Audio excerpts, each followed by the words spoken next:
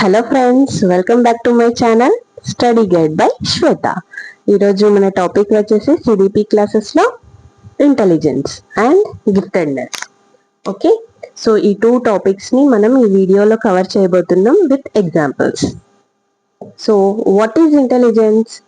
Intelligence is the ability to learn, understand, reason, solve problems, adapt to new situations, and use knowledge effectively in daily life. So, మన ఎన్విరాన్మెంట్ని adapt చేసుకొని దానికి తగ్గట్టుగా మనల్ని మనం మార్చుకోవడం. Okay, ఏదైనా సరే సిచ్యువేషన్ని ఎదుర్కోవడం. ఓకే, సో ప్రతి దానికి ఒక రీజన్, న్యూ సిచ్యువేషన్స్ కి భయపడకుండా ఒక సొల్యూషన్ ని క్రియేట్ చేసుకోవడం.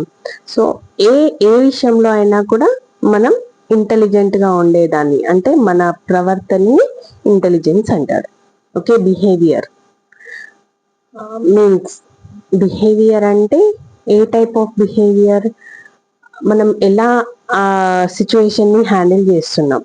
Okay, in what way we are clearing the problems alaga. So what is the definition of intelligence? Intelligence is the ability to adapt to the environment. Okay, so history of intelligence testing. So ee intelligence testing ni ela chesarante maturity ni batti, okay, cognitive level ni batti A type of intelligence ఉంటుంది పిల్లల్లో. Okay, ఏ level వరకు వాళ్ళకి, ఏ age లో ఏ level వరకు వాళ్ళ intelligence అనేది ఉంటుంది అనేది టెస్ట్ ని ఒక సింపుల్ గా కండక్ట్ చేశారనమాట. సో ఫస్ట్ ఈ టెస్ట్ ని కనుక్కున్నది ఎవరు?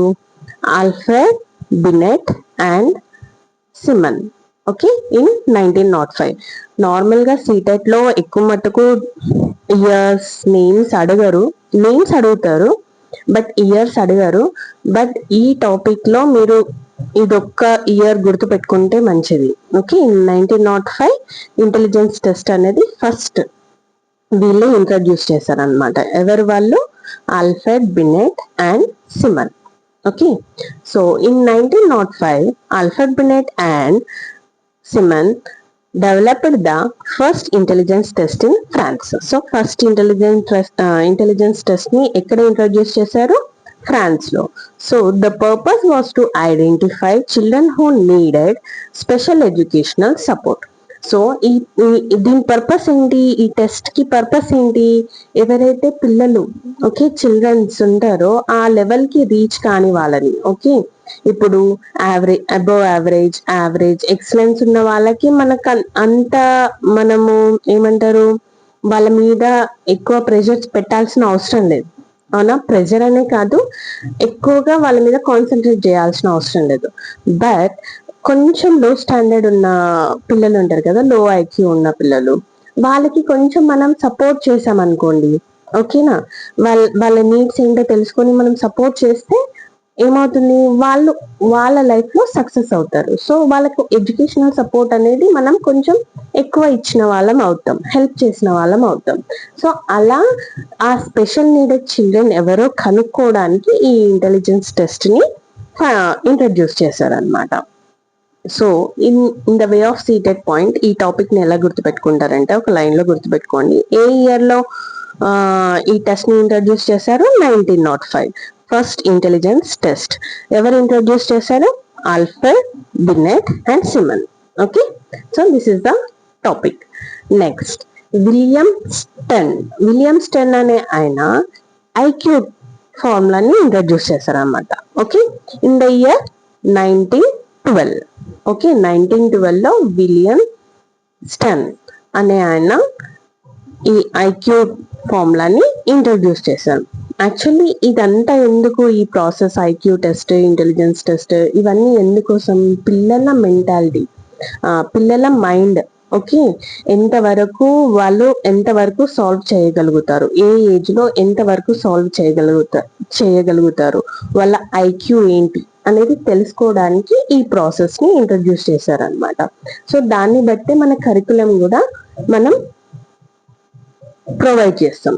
అంటే ఎడ్యుకేషనల్ డిపార్ట్మెంట్ ఏదైతే ఉందో ఈ క్లాస్ లెవెల్ వరకు ఈ పిల్లలకి ఈ చాప్టర్స్ ఉండాలి, ఈ సిలబస్ ఉండాలి అని చెప్పేసి ఆ ఐక్యూ లెవెల్ని బట్టే వాళ్ళు డిసైడ్ చేసి క్లాసెస్ లాగా డివైడ్ చేస్తారు. Okay, so in 1912 William Stern introduced the concept of intelligence quotient. Okay, ఐక్యూని ఎవరు ఇంట్రడ్యూస్ చేశారు? William Stern. Okay, intelligence test ఏమో Alfred Binet and Simon. But IQ test ని ఎవరు concept of IQ, okay, intelligence question ని ఎవరు introduce చేశారు? William Sten. వచ్చే ఛాన్స్ ఉంటుంది, గుర్తుపెట్టుకోండి question. Okay, IQ helps measure a person's intellectual ability. So పిల్లల intellectual ability, not only children, even మన ఏమంటారు అడల్ట్స్ కూడా. ఓకే, ఒక పర్సన్ ఇంటెలెక్చువల్ ఎబిలిటీ ఏంటి, వాళ్ళు ఎంత వరకు వాళ్ళ ఇంటెలిజెన్స్ ని వాళ్ళు యూజ్ చేస్తున్నారు.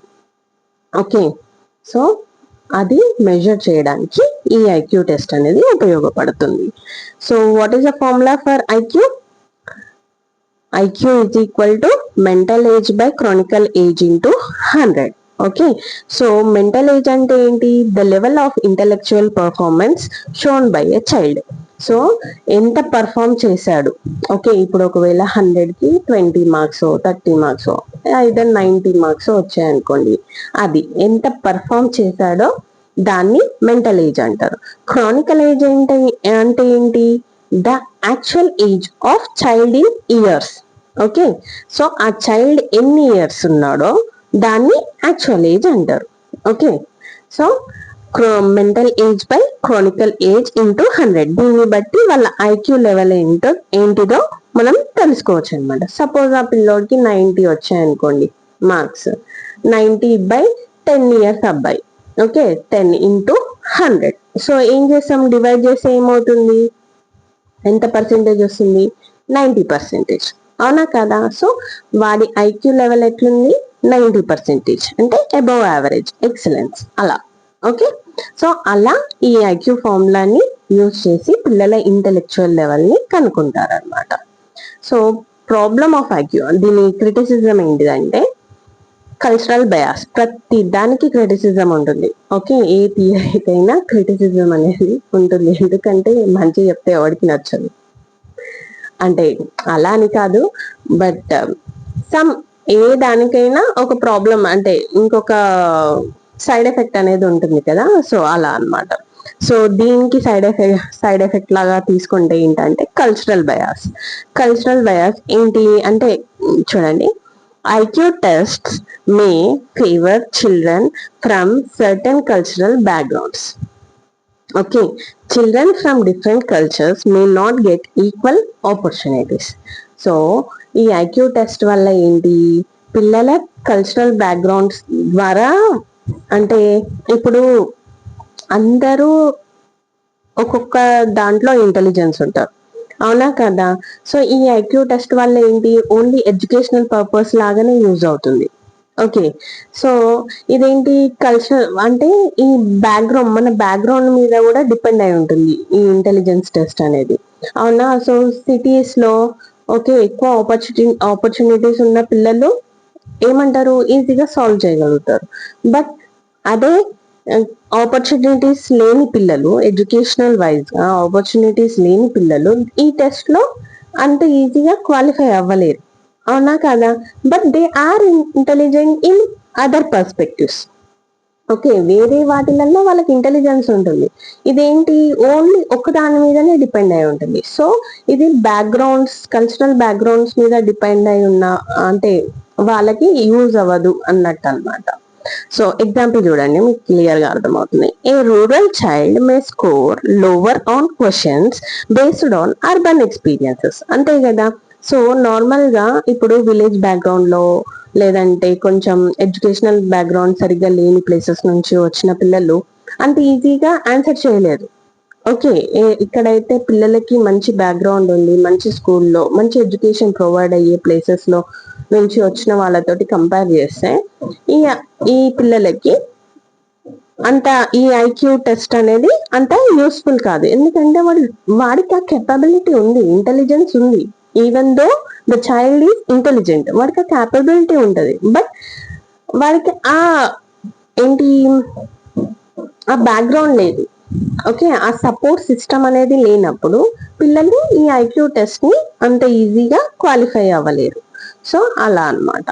ఓకే అని చెప్పేసి దీని criticism. Okay, this is about topic of intelligence. Next giftedness. So ఓకేనా, మీకు అర్థమైంది అనుకుంటున్నాను intelligence topic. Okay, so next ఏంటి, గిఫ్టెడ్నెస్. ఇది సెకండ్ టాపిక్. ఈ గిఫ్టెడ్నెస్ మీనింగ్ ఏంటి? Gifted children are those who show exceptionally exceptionally high intellectual ability compared to their peers. So gifted children అంటే చాలా మంచిగా పర్ఫామ్ చేసే పిల్లలు. ఓకే, క్లాస్ లో ఎప్పుడు ఫస్ట్ వచ్చేసి క్రియేటివ్ గా ఆలోచించే పిల్లల్ని గిఫ్టెడ్ చిల్డ్రన్ అని అంటారు. వాళ్ళ పీర్స్ తోటి కానీ, వాళ్ళ క్లాస్ మెంబర్స్ తోటి కానీ, వాళ్ళ ఫ్రెండ్స్ తోటి కానీ కంపారిటివ్లీ వాళ్ళు ఏంటి, కొంచెం హయ్యర్ లెవెల్ పర్ఫార్మెన్స్ ఉంటుంది అనమాట. సో ఈ క్యారెక్టరిస్టిక్స్ ఆఫ్ గిఫ్టెడ్నెస్ చిల్డ్రన్ ఏంటి, వాళ్ళు ఎలా ఉంటారు?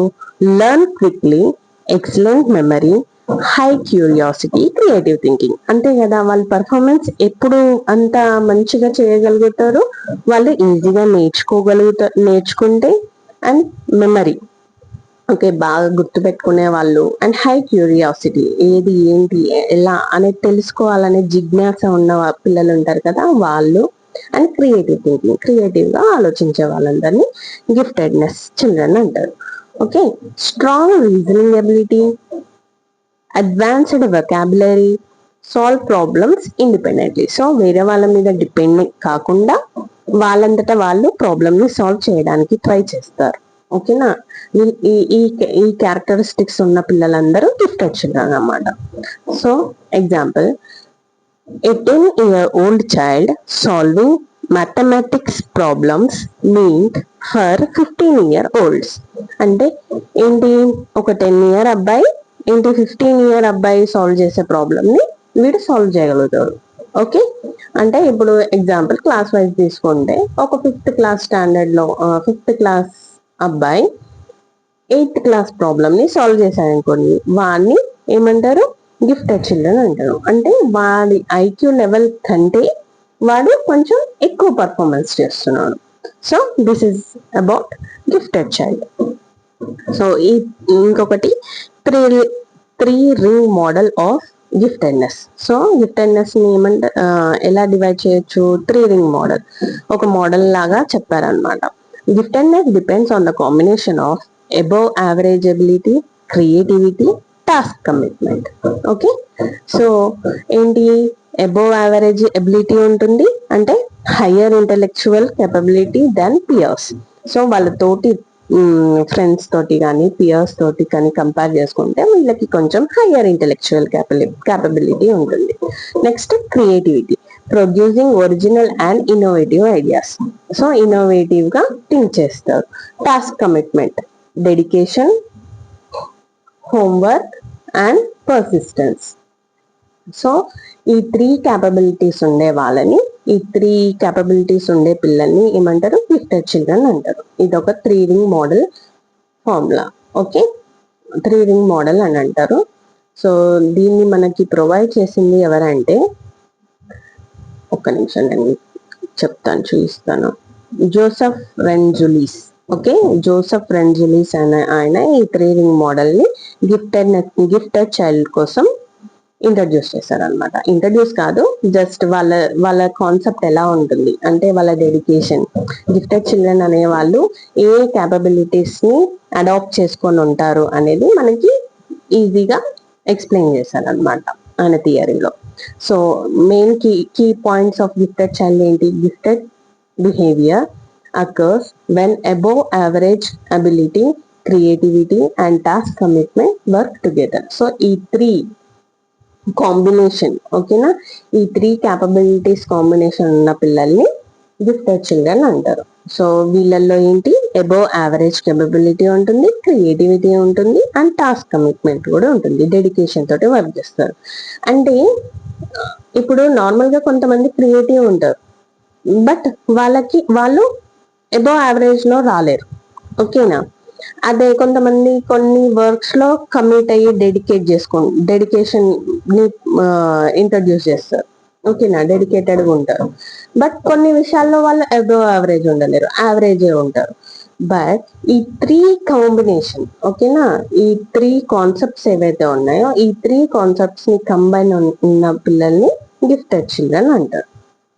సో సీటెడ్ ప్రకారం మీరు ఈ టోటల్ కాన్సెప్ట్ లో గుర్తు పెట్టుకోవాల్సిన పాయింట్స్ ఏంటి అంటే, మెయిన్ గా ఇన్ 1905 ఫస్ట్ ఇంటెలిజెన్స్ టెస్ట్ ఎవరు, ఆల్ఫ్రెడ్ బినెట్ అండ్ సిమన్. ఓకేనా. నెక్స్ట్ ఇన్ 1912 ఐక్యూ టెస్ట్ ని, ఐక్యూ కాన్సెప్ట్ ని ఎవరు ఇంట్రడ్యూస్ చేశారు, విలియం స్టెన్. ఓకే, ఇది గుర్తుపెట్టుకోండి. ఐక్యూ ఫార్ములా ఏంటి, mental age divided by Chronicle age into 100. Mental age అంటే వాళ్ళు పర్ఫార్మెన్స్ చేసిన క్యాపబిలిటీ. నెక్స్ట్ క్రానికల్ ఏజ్ అంటే చైల్డ్స్ ఒరిజినల్ ఏజ్. ఓకేనా. నెక్స్ట్ యావరేజ్ ఐక్యూ ఏంటి, 90 to 109. సో ఈ ఫార్ములా ప్రకారం, ఐక్యూ ఫార్ములా ప్రకారం పిల్లలు యావరేజ్ ఉన్నారా అబవ్ యావరేజ్ ఉన్నారా అనేది ఎలా తెలుస్తుంది అంటే, ఇప్పుడు 109 కంటే అబవ్ వచ్చిన పిల్లల్ని అబవ్ యావరేజ్ గిఫ్టెడ్ చిల్డ్రన్ లాగా కన్సిడర్ చేస్తారు. ఓకేనా. సో యావరేజ్ అంటే యావరేజ్ ఐక్యూ ఏంటి, 92. వాళ్ళ పర్ఫార్మెన్స్ ఎంత ఉండాలి, 90 to 109 మధ్యలో వచ్చిన వాళ్ళని యావరేజ్ పిల్లలు అని అంటారు. ఓకేనా. సో గిఫ్టెడ్నెస్ మోడల్ ని అంటే ఈ 3 రింగ్ మోడల్ ని ఎవరు ఇంట్రడ్యూస్ చేశారు, జోసెఫ్ రెన్జులిస్. ఓకేనా. సో ఈ పాయింట్స్ ని, ఈ మెయిన్స్ ని గుర్తుపెట్టుకోండి. ఇయర్ కూడా, ఫార్ములా కూడా మంచిగా గుర్తుపెట్టుకోండి. ఇందులో నుంచి తప్పకుండా ఒక క్వశ్చన్ అయితే వస్తుంది. అందుకనే నేను సపరేట్ గా మీకు సీటెట్ ఎగ్జామ్ పాయింట్స్ అని చెప్పేసి సపరేట్ గా ఇచ్చాను, నోట్ చేసుకోండి. Next 3 components of giftedness. ఈ 3 కాంపోనెంట్స్ మనం ఆల్రెడీ 3 రింగ్ మోడల్లో డిస్కస్ చేశాం కదా. ఏంటవి, above average ability, creativity and task commitment. మీకు ఇంకా క్లియర్ గా క్లాస్ రూమ్ ఎగ్జాంపుల్ లాగా చెప్పాలి అంటే, a teacher notices that a student finishes tasks very quickly, gives creative answers, shows great interest in learning. So ఏంటి, ఏదైనా టీచర్ ఏదైనా performance చేయమని చెప్పేసి ఏదైనా కాన్సెప్టే కానీ, టాపిక్కే కానీ, టెస్టే కానీ ప్రొవైడ్ చేసినప్పుడు గిఫ్టెడ్నెస్ ఉన్న పిల్లలు ఏం చేస్తారు, త్వరగా ఫినిష్ చేస్తారు. ఓకేనా. ఫినిషెస్ టాస్క్, ఏ టాస్క్ ఇచ్చినా వాళ్ళు క్విక్గా ఫినిష్ చేస్తారు. Next creative answers, same routine type of answers కాకుండా క్రియేటివ్ టైప్ ఆఫ్ ఆన్సర్స్ ఇస్తారు అండ్ క్వశ్చన్స్ కూడా అడుగుతారు. ఓకే, వాళ్ళకి క్యూరియాసిటీ అనేది ఎక్కువ ఉంటుంది కాబట్టి క్వశ్చన్స్ కూడా అడుగుతారు. అలాగే next great interest in learning, తెలుసుకోవడం.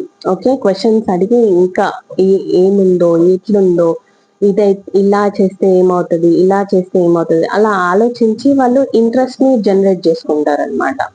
సో తెలుసుకోవాలనే ఇంట్రెస్ట్ వాళ్ళలో ఎక్కువ ఉంటుంది.